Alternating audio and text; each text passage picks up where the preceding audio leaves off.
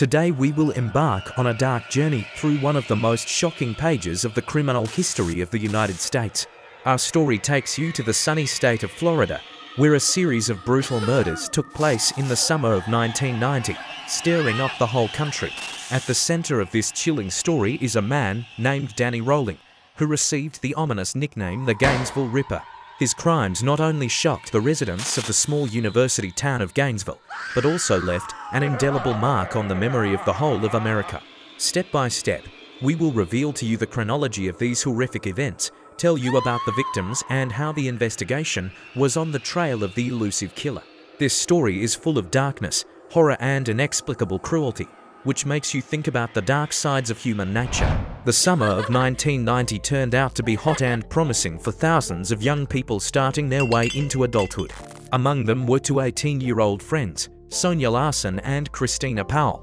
Full of hope and ambition, they have just enrolled at the University of Florida in Gainesville, one of the most prestigious universities in the state. This small university town, surrounded by greenery and sunlight, seemed like the perfect place to start a new chapter in their lives. However, as is often the case at the beginning of the academic year, all the places in the student dormitories were already occupied. Undeterred, Sonia and Christina decided to rent an apartment off campus. Their choice fell on the Williamsburg Apartments complex, a quiet and cozy area popular with students. The girls were delighted with their first independent apartment and enthusiastically equipped their new home, preparing for the upcoming school days. The first days in Gainesville were spent in the bustle of moving, exploring the city and preparing for the start of classes. Sonia and Christina regularly called their parents, sharing their impressions and plans. However, suddenly the connection was cut off. At first, the family did not attach much importance to this, writing off the silence as the girls' employment. But as the days without news began to add up 2 weeks, anxiety began to build. Christina's parents, restless with worrying, decided to act. On August 25th, they arrived in Gainesville to personally check on their daughter and her friend. When they arrived at the Williamsburg Apartments complex, they found that the door of the girls' apartment was locked. There were several notes on it from friends who also couldn't get in touch with Sonia and Christina. This only increased the anxiety of the parents. Unable to get inside, they turned to the commandant of the complex, Betty Cornett, for help. She agreed to open the door with her key, unaware of the horror behind it.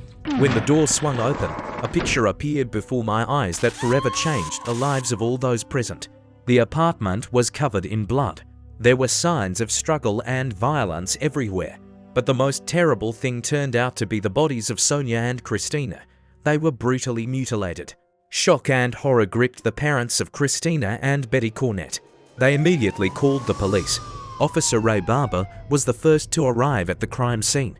He had seen a lot in his career, but what he saw in the girls' apartment shocked even him. Barber later admitted that this scene haunted his nightmares for many years. The brutality with which the young female students were killed surpassed anything he had ever encountered before. The news of the gruesome murder instantly spread throughout Gainesville. The university campus, which until recently was full of life and fun on the eve of the new academic year, plunged into an atmosphere of fear and suspicion. No one could believe that such a monstrous crime could happen in their quiet, peaceful city. The police launched a massive investigation, but it was only the beginning of a nightmare that would soon engulf the whole of Gainesville. On August 27, 1990, just 2 days after the shocking discovery of the bodies of Sonia Larson and Christina Powell, Gainesville was rocked by a new blow. This day has forever remained in the memory of the residents of the city as another black date in a series of horrific events that summer. Krista Hoyt, an 18-year-old student at Santa Fe Community College, was a bright and purposeful girl. She combined her studies with a job at the Alachua County Sheriff's Department, dreaming of becoming a law enforcement officer in the future.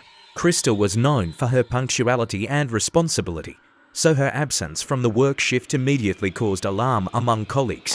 Concerned employees of the Sheriff's Department tried to contact Krista, but all their attempts were in vain. Phone calls went unanswered and messages went unread. Knowing about the recent murders in the city, Krista's colleagues decided not to delay and went to her house to check.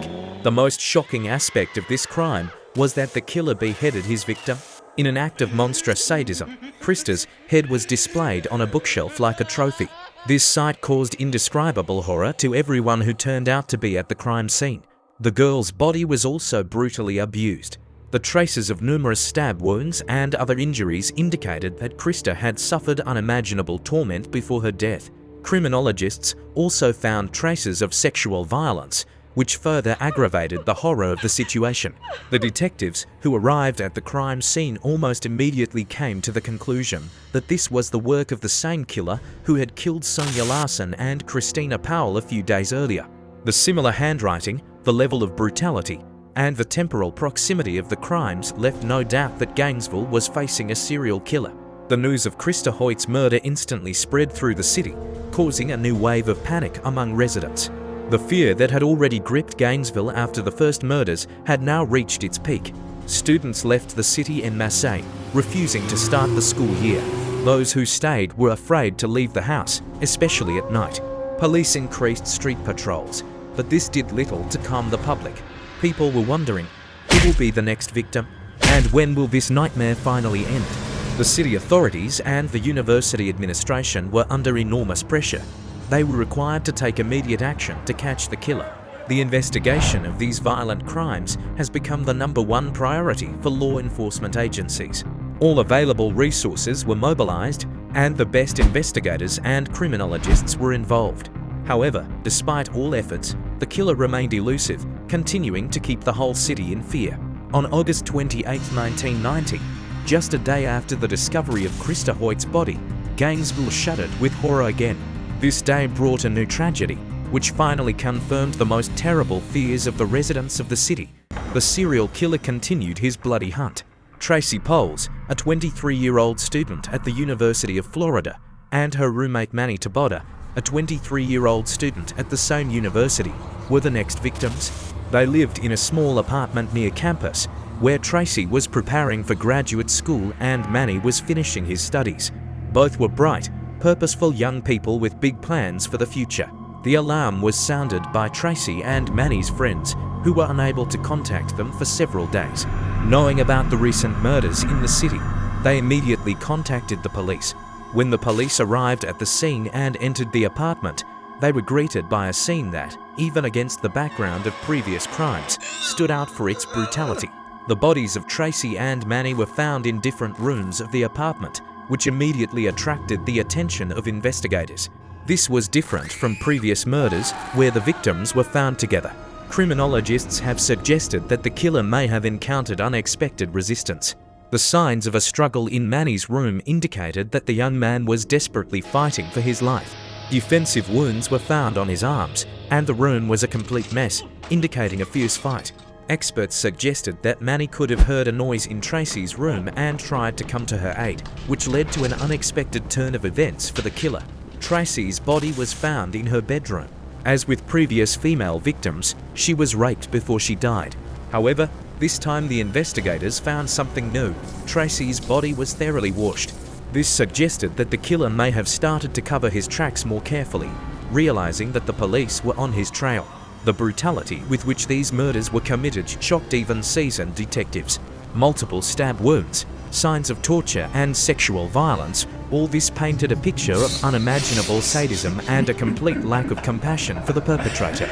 The police officers working at the crime scene were overwhelmed not only by the horror of what they saw, but also by the realization that the killer was not going to stop. A series of brutal murders that took place in just a few days made it clear that they were dealing with a ruthless serial killer who seemed to be only gaining momentum. The news of the double murder instantly spread throughout the city, causing a new wave of panic. Gainesville, once a peaceful university town, has now become a place completely gripped by fear and distrust. Students left the campus en masse, parents took their children home, and those who stayed were afraid to go outside even during the day. The city and university authorities were under enormous pressure. They organized emergency security measures, increased street patrols, set a curfew, and set up a hotline for reports of suspicious activity. But despite all the measures taken, the sense of security was almost irretrievably lost. The investigation has reached unprecedented proportions. Additional forces from neighbouring counties and even federal agents were brought in. Criminologists worked around the clock, analysing every clue, every trace. However, the killer remained elusive, as if disappearing into thin air after each crime. Students, who made up a significant part of the population, hurriedly left the city, refusing to start the school year. Families with children also left, seeking refuge with relatives in other cities. Gainesville, usually full of life at this time of year, has turned into a ghost town. The panic also affected local businesses. Shops, cafes and restaurants were empty. People were afraid to go out once again. However, some retail outlets were experiencing a real boom. Shops selling self-defense equipment and security systems did not have time to replenish stocks. Baseball bats, pepper spray cans, door locks and alarms were being sold out at an unprecedented rate. People were preparing to defend themselves by any means available. Law enforcement agencies have been mobilized on an unprecedented scale. The local police worked around the clock, patrolling the streets and responding to the slightest suspicious signals. But Gainesville's resources were clearly not enough to counter such a threat. Additional forces from neighboring districts were called in to help, and the National Guard was involved. The Federal Bureau of Investigation (FBI) has sent its elite team of profilers to the city, specialists in compiling psychological profiles of criminals. They began the painstaking work of analyzing all the details of the crimes, trying to understand the killer's logic and predict his next move. In this atmosphere of general panic and suspicion, any clue seemed promising. Therefore, when the police drew attention to Edward Humphrey, it seemed to many that the solution was close. Edward Humphrey, who was a student with obvious signs of mental disorder and noticeable scars on his face, seemed like the perfect suspect. He has been seen near crime scenes and has had run-ins with the law in his recent past. In addition, his unusual behaviour and appearance aroused suspicion from others. Humphrey's arrest was made with great fanfare. The police and the media presented him as the main suspect, and for a while it seemed that the nightmare was finally over. The residents of Gainesville breathed a sigh of relief, believing that the killer had been caught. However, the joy turned out to be premature. Despite the seemingly convincing circumstantial evidence, there was no direct evidence of Humphrey's guilt. The key point was the discrepancy between his blood and the samples found at the crime scenes. This discrepancy forced the investigators to reconsider their conclusions. The realization that they had arrested the wrong person was a heavy blow to the police. Edward Humphrey was released, and the investigation returned to the starting point. This event not only undermined public confidence in law enforcement, but also increased fear among residents. After all, if Humphrey is innocent, then the real killer is still at large and can continue his terrible deeds. Gainesville was once again plunged into an atmosphere of fear and uncertainty. The police, realizing their mistake, redoubled their efforts to find the real culprit. But trust was undermined, and now every statement by the authorities was perceived with a degree of skepticism. The city continued to live in the shadow of the unknown, waiting for the real killer to finally be caught. During an intensive investigation into a series of brutal murders in Gainesville, police made a breakthrough discovery that eventually led to the discovery of the killer's identity. This discovery took place in a dense forest on the outskirts of the city, where investigators found a carefully camouflaged camp. The camp was found by chance during a planned scouring of the area. The officers noticed a barely discernible path leading deep into the forest, which led them to a hidden shelter. What they found there became a real gold mine for the investigation. The camp was a small cleared clearing surrounded by dense vegetation. There was a simple tent on it, camouflaged with branches and leaves. Various objects were scattered around, each of which could become an important clue. One of the first finds was a wad of money stained with red paint. This detail immediately attracted the attention of investigators, as a bank robbery recently took place in the city, during which a security system was activated that colored the stolen banknotes. This was the first link linking the camp with criminal activity. Among other items found at the camp was a ski mask. At first glance, an ordinary piece of clothing, but for investigators it became a key piece of evidence. The examination showed that the fibers from this mask matched those found on the victims' bodies. This coincidence was the first direct evidence linking the camper to a series of murders.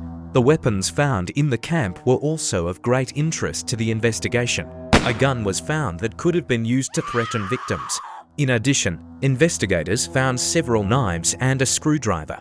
These items could have served as instruments of murder and torture described in the reports of forensic experts. One of the most intriguing finds was a tape recorder with a cassette. When the investigators listened to the recording, they were shocked. The tape recorded the voice of a man who described the murders in great detail. This audio recording became not only the most important piece of evidence, but also an eerie evidence of the killer's psychological state. All these clues pointed to one person, Dэнni Rolling. By the time the camp was discovered, Rolling was already in custody for another crime, the robbery of a grocery store in Ocala, a town near Gainesville. This robbery took place shortly after a series of murders, and now investigators began to realize that these events could be connected. The comparison of evidence from the camp with information about Rolling began immediately. Investigators examined his criminal past, which included a number of robberies and violent crimes. They also drew attention to his unstable childhood and history of mental problems. The key point was to compare Rolling's DNA with samples collected at crime scenes. The results of this analysis should have been a decisive factor in determining Rolling's guilt.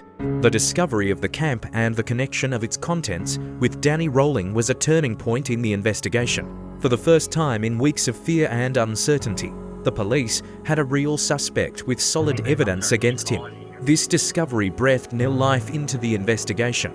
The investigators set to work with renewed vigor, trying to gather all possible evidence against Rolling. They understood that the quality of their work depended not only on solving crimes, but also on restoring a sense of security in Gainesville. Residents of the city, having learned about the progress in the investigation, began to cautiously hope that the nightmare was finally coming to an end. However, the police, mindful of the mistake with Edward Humphrey, were careful in their statements, preferring to wait for irrefutable evidence before announcing the arrest of the Gainesville Ripper. After the evidence unequivocally pointed to Dэнni Rolling as the Gainesville Ripper, the investigation entered a crucial phase.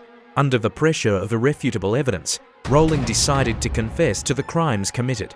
His confession was a shocking revelation, revealing not only the details of the horrific murders, but also the deep psychological trauma that led to the formation of the serial killer's personality. Rolling spoke about his gloomy childhood, overshadowed by constant violence from his father. He described years of physical and emotional abuse, which he said had shaped his cruelty and hatred of the world. These revelations, while not justifying his actions, helped investigators and psychologists better understand the motives behind his crimes. Audio recordings found in Rolling's forest camp played a special role in the investigation. On these tapes, he not only sang homemade songs, but also described the murders in great detail. These recordings have become eerie evidence of his mental state and indisputable proof of his guilt. During the confession, Rolling also revealed information about another horrific crime, the murder of the Grissom family in Shreveport, Louisiana. This confession not only added another link to the chain of his crimes, but also helped to solve a long-standing unsolved case, bringing some relief to the relatives of the victims. November 15, 1991 was a turning point in the Rolling business. On that day, he was officially charged with 5 counts of first-degree murder. This was the culmination of a months-long investigation and the beginning of a trial that attracted national attention. The trial of Dэнni Rolling has become one of the most high-profile trials in Florida history. In the courtroom, Rolling, to the surprise of many, fully admitted his guilt in all the crimes charged against him. He confirmed that he acted alone, dispelling all speculation about possible accomplices. Rolling's confession left the court with no choice. Given the severity of the crimes and the lack of mitigating circumstances, the court handed down the harshest sentence possible under the laws of the state of Florida, the death penalty. The verdict was welcomed by the public and brought some sense of justice to the families of the victims. The Dэнni Rolling case has become one of the darkest episodes in Florida's criminal history.